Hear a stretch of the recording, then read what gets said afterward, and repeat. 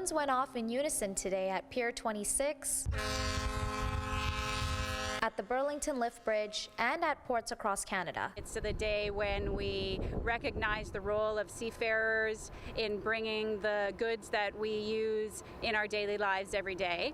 And today they're using this occasion to mark the international call to vaccinate seafarers. Larissa Fenn from the Hamilton-Oshawa Port Authority says they're an invisible workforce. 90% of everything we use every day in our homes, in our workplaces, in schools, travels by vessel at some point, so seafarers are really an essential link in that supply chain. The Chamber of Marine Commerce head Bruce Burrows says these essential workers are struggling to get their vaccines. Our marine workers are on board for weeks and weeks at a time in a congregate setting. A typical ship might have 25 women and men working side by side during the day and at night. It's a 24/7 operation.